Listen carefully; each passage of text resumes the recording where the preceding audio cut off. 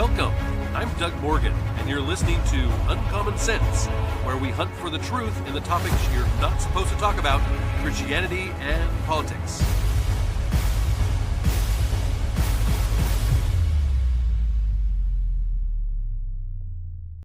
What if your house caught on fire? The fire department came quickly and put it out before it burned to the ground. Would you be relieved?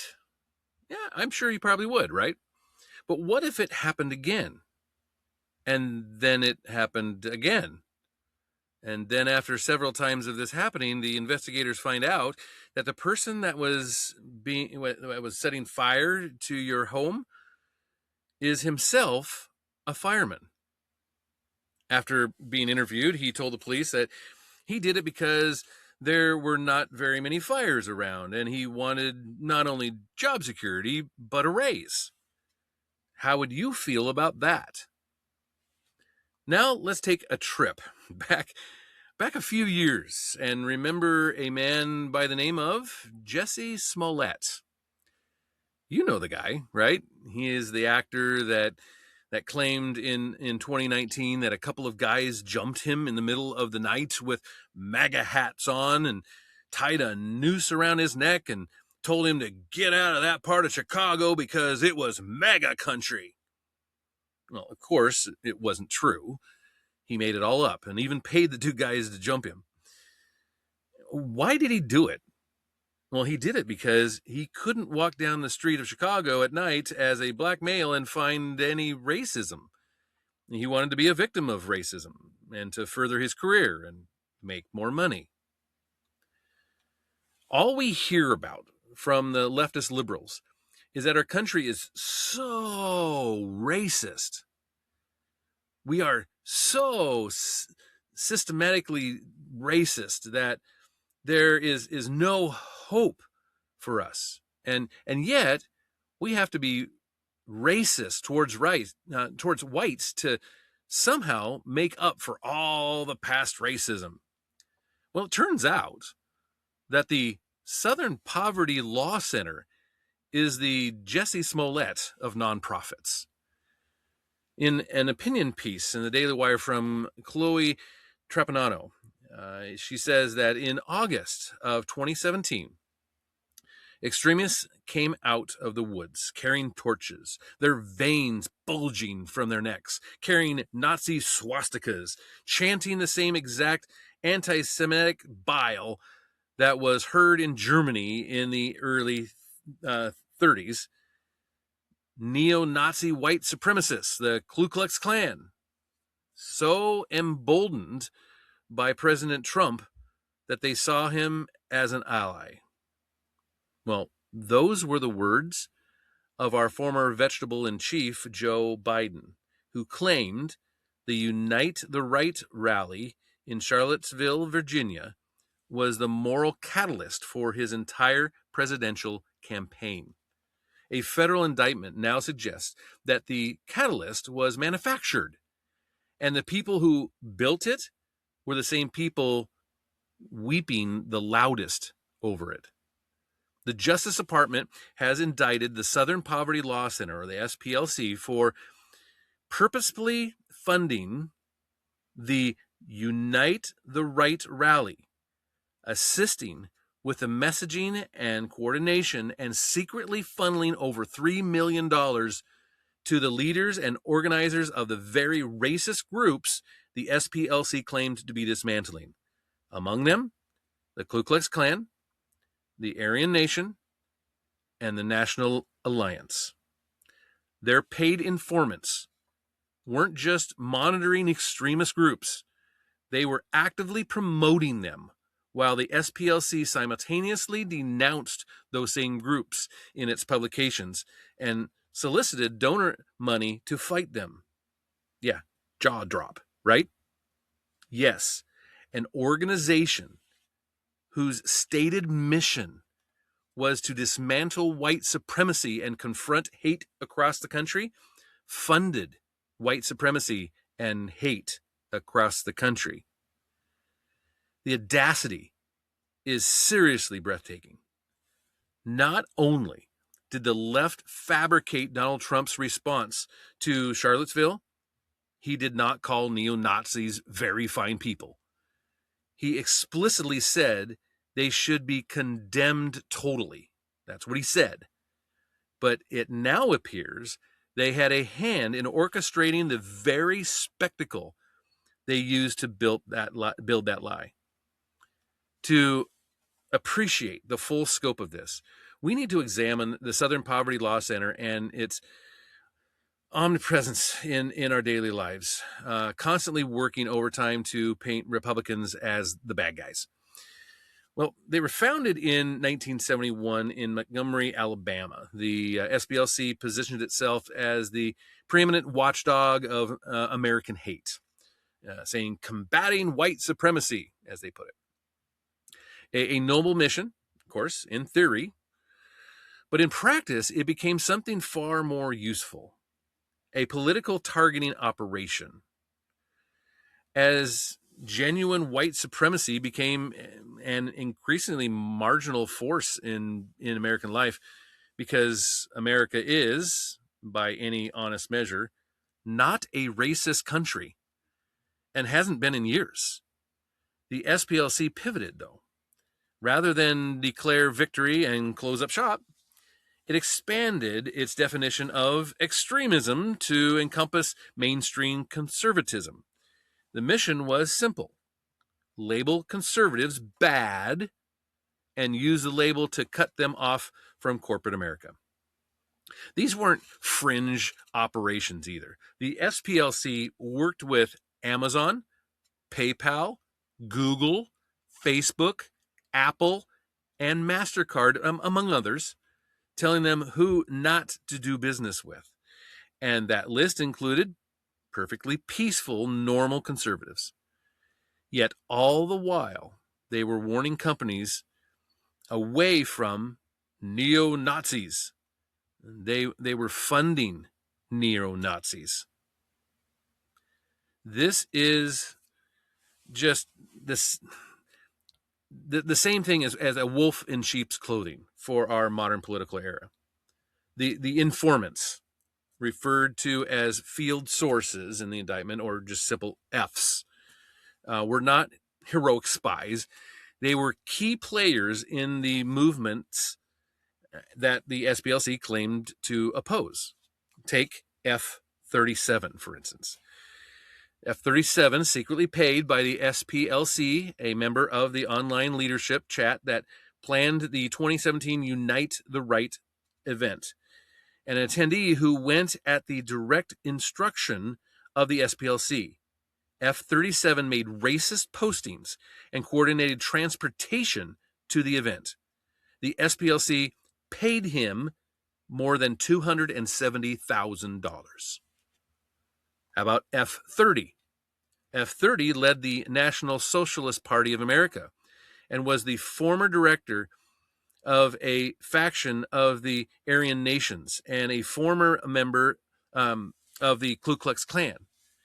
The SPLC even featured F-30 in their extremist file on their own website, while simultaneously cutting him checks totaling more than $70,000.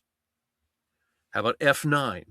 F-9 was affiliated with the neo-Nazi organization, the National Alliance, and actively fundraised for it.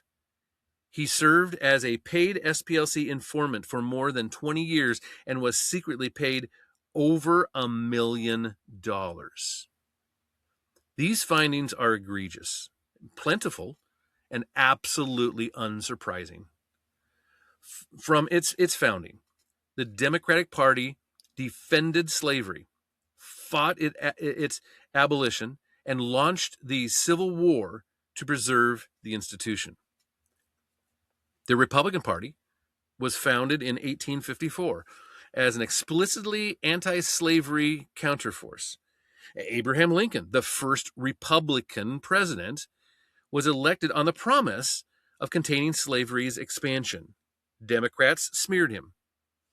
They succeeded from the Union.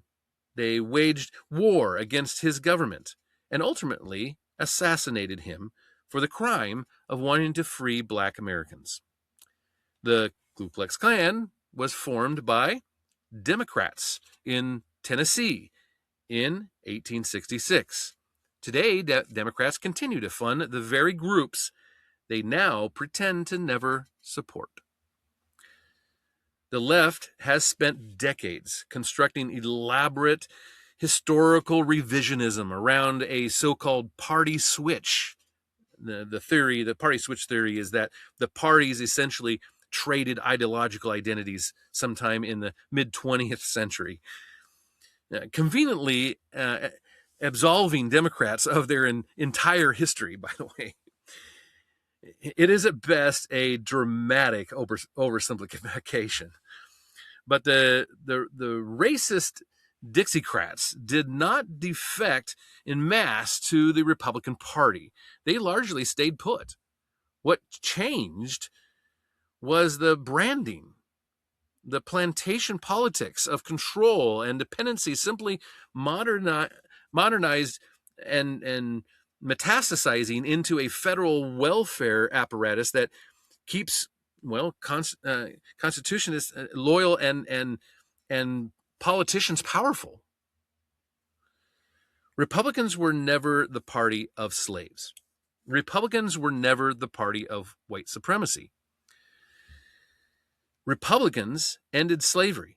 They passed the 13th and 14th and 15th Amendments and fought Democrats' racism every single step of the way. Why do Democrats do it? It must get exhausting, constantly rewriting history, tearing down the institutions they manipulated, and blaming every grievance in life on oppressors, when the true oppressor lies at the heart of the donkey. The left's power is, well, predicted on a specific narrative that America is irredeemably racist, that Republicans are its standard bearers, and that only Democrats and democratic governance stands between marginalized communities and existential threat.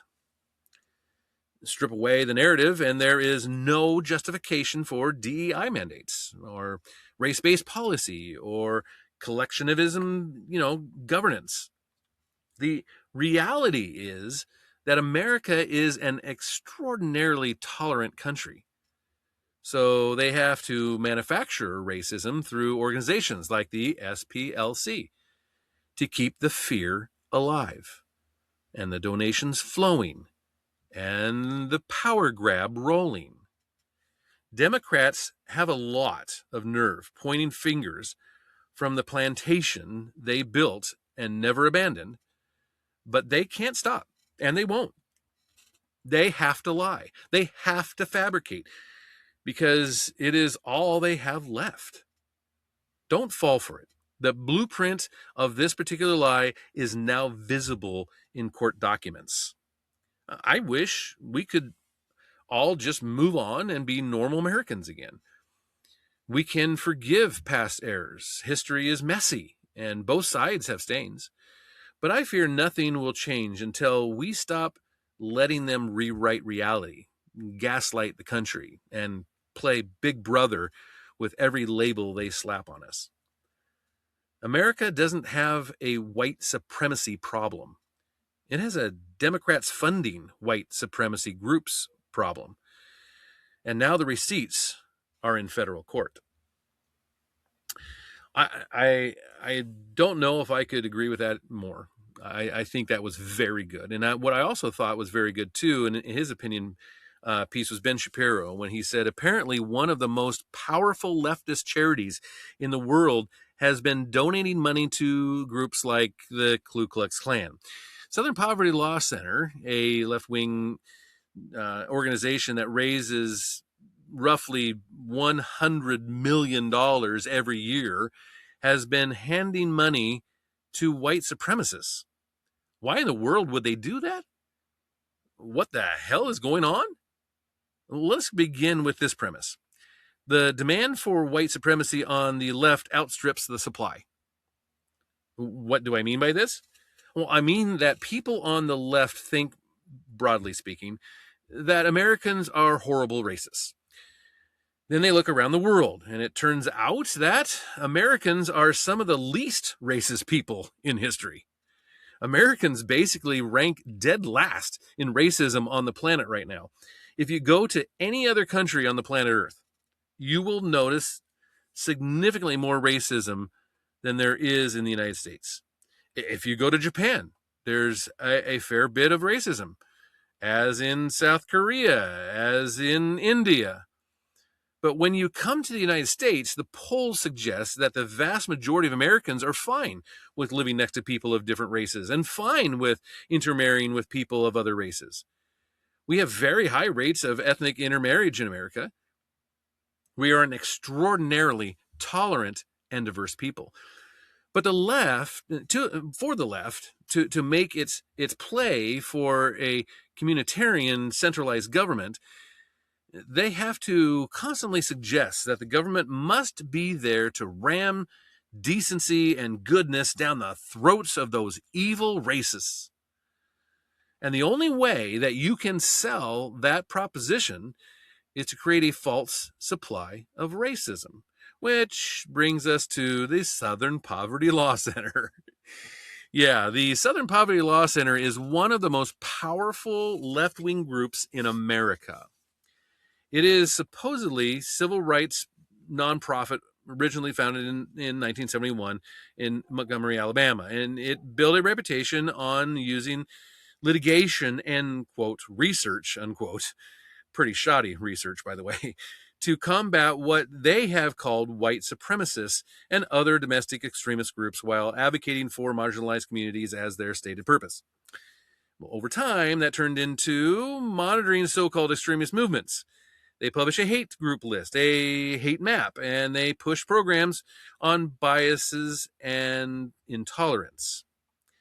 This was used to mainline their intel into everything from media to education to law enforcement. The FBI, up until October of 2025, was using inputs from SPLC to determine the kinds of people to monitor. Even in the private sector, SPLC data was being used.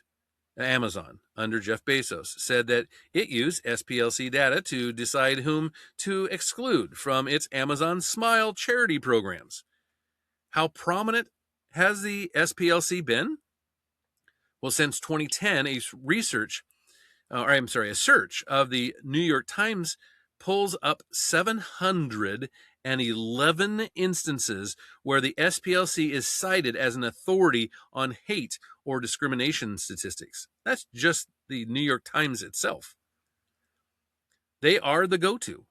The New York Times sees a Jussie Smollett story and they call up somebody from the SPLC to talk about it. There's a Nick Fuentes story. They call the SPLC to talk about it. There's a Charlie Kirk story, and they call up the, yes, you got it, SPLC to talk about it. The New York Times repeatedly quoted the SPLC data in its coverage of the 2017 Unite the Right rally in Charlottesville, Virginia, where the media routinely claimed that President Donald Trump said there were, quote, fine people on both sides, which, of course, wasn't actually what he said. They lied about that. But the Unite the Right rally has been the calling card for entire swaths of the left for a very, very long time. The New York Times even quoted the SPLC leadership to provide historical context for the rise of the alt-right. In fact, a Google Gemini search of the New York Times, Washington Post, and USA Today shows that 20 to 25% of all analytical pieces on the Unite the Right rally reference data or quoted directly from the SPLC. Why is this relevant? Well, it turns out that the SPLC provided some of the funding for the Unite the Right rally. The acting Attorney General, Todd Blanche, announced criminal charges for the Southern Poverty Law Center. This is what he said. Today, a few minutes ago, in the Middle District of Alabama, a grand jury returned an 11-count indictment charging the Southern Poverty Law Center with 6 counts of wire fraud, 4 counts of bank fraud, and 1 count of conspiracy to commit money laundering. According to the charges in the indictment, the SPLC is a nonprofit entity that purports to fight white supremacy and racial hatred by reporting on extremist groups and conducting research to inform law enforcement groups with the goal of dismantling these groups. As the indictment describes, the SPLC was not dismantling these groups. It was instead manufacturing the extremism it purported to oppose by paying sources to stoke racial hatred. The DOJ is saying that the Southern Poverty Law Center was basically paying all sorts of white supremacists and extremists to generate more white supremacy so they could continue to fundraise. Here's what's true virtually everywhere in the nonprofit world. They exist, theoretically, to solve problems. You give money to the nonprofit to solve a problem. If the problem goes away, you no longer give to that nonprofit. Let's say that you are the leader of a nonprofit or your leadership class of a nonprofit, and it turns out the thing you're trying to solve has been pretty much solved in the United States, such as the racism of the American population, for instance. When you launched in 1971, racism was a very, very real and ever-present part of the American life. But today, racism is not even a blip on most Americans' radar. But you're the Southern Poverty Law Center, and you need to raise some money. So what do? You create a fake supply of white supremacy so that you can go back to your donors and say, the problem is worse than ever. The Southern Poverty Law Center is accused of using donor money to pay actual white supremacists. It's totally insane. I mean, according to the press release from the Justice Department, quote, between 2014 and 2023, the SPLC secretly funneled more than $3 million and donated funds to individuals were associated with the various violent extremist groups, including the KKK, the Aryan Nations, the National Socialist Party of America, and the American Nazi Party, and the Unite the Right. Unite the Right happens to be one of the leaps off the page because the SPLC and the left made bank off the Unite the Right rally for years and years and years. It was the key example they used over and over and over again to prove that the right happened to be racist, even though the right did not associate with the Unite the Right rally. Yeah, Blanche, he said on the Laura Ingraham show on Tuesday that the Biden administration opened the investigation and then closed the investigation. Did you hear what I just said? He said that the Biden administration opened the investigation into this and then closed the investigation. I wonder why. Quote, how did they get away with this for so long? This is what Ingraham asked. Quote, it's a great question. I said today during the press conference that we know that this investigation was opened during the Biden administration and then mysteriously closed. This is what Blanche answered. He said, I really don't have any information about why it was closed. And then we started again last year, the FBI did, working with the U.S. attorney in Alabama. And it's extraordinarily egregious. You just talked about it. But imagine a donor to the SPLC. If they were told, by the way, we're going to give the money you're giving us to the Ku Klux Klan. And in some cases, over $1 million. I mean, it's incredible, he said. We should remember the SPLC's game was to label anyone remotely conservative as extremists. This is the game. It does lend itself to the idea that much of what we consume in the media, on social media, and in politics is just not true. As for the hatred that a lot of Americans feel for other Americans, a lot of it is ginned up by groups like the SPLC. The fakery here is quite real, and people make money off of it because the algorithm favors it. The algorithm favors the the the friendly responses to what just was put out there. Yeah, it is an emotional center of the brain, the amygdala center of the brain. That's what it's called. It's what responses to fear signals comes from there. The prefrontal cortex is the reasoning center of your brain, which says that the fear is not what you should be worried about. It's not real. The internet and the virality are designed to appeal to not that, but the amygdala. Thus, if you're the SPLC, you say white supremacy is a threat to you and your family. It's violent. It's virulent. It's racist. The whole pitch goes directly to the amygdala, because at no point does the prefrontal cortex kick in and say, wait, hold on, I know none of my neighbors are racist. They don't like racism. They think it's bad.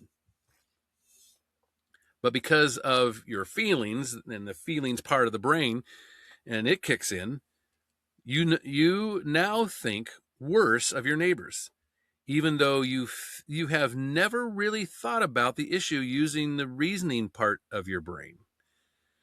The same is true in the algorithmic space online. There are a lot of accounts that go extremely viral because they use extraordinarily large charged language, which tends to feature second person pronouns. If I speak directly to you, the minute I say you, it's probably firing up the centers in your brain that are most emotionally resonant. If I use the word evil or wicked or soulless, those are words that are much more likely to fire up the emotional centers of your brain than to appeal to your prefrontal cortex.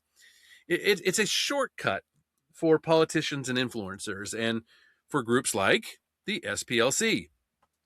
The more that you can use emotionally charged language that is second person directed, the better you will do. That's why we all seem to be living in a world that is totally different from reality these days. The more time you spend online and the more you see the sort of stuff that is routinely, retweeted and reposted and is already deeply emotionally charged stuff, well, that shtick is the entire game. And that's why you feel alienated. It's why he says, I've said thousands of times, I will say it 1,000 times more, that you ought to talk to your neighbors in person, because when you talk with your neighbors, your prefrontal cortex will kick in, as opposed to your fear center in your brain. And you might learn that your neighbor with whom you disagree about tax rates actually is not a racist. And I would agree with all this. I think that, as you've probably heard from a lot of people, and maybe you've thought it yourself, we live in a world where we used to get along. I mean, how else am I able on this podcast to bring up, quotes from Democratic presidents like Obama and Clinton and all these sorts, both Clintons, talking about securing the border and all this kind of stuff. Well, it's because we were going in the same direction. We were heading in the same way. We disagreed, oftentimes very much so, on how to get there, but we agreed that as a nation we were going there together. And then there was a lot of things that have happened where we are split from each other and we aren't even going in the same direction anymore. And liberal leftists love to tear this country apart. And here is one of their very top groups. Their very top groups that is making money off of tearing our country apart. And they're the ones that are responsible for funding it. This is a really big scandal that just reminds us that character is important. This group had really bad character. You could see it all over the place. They said that if you were conservative or Christian in any way, you were hateful. And now we know they did that because they wanted to promote themselves and get more money. I would love to hear what you think about it. I think this is a huge story. And I would love to hear what you think about it. Of course, you can always do that at uncommonsensepodcast.com. Thank you very much for listening. This podcast is a production of Morganite Communications.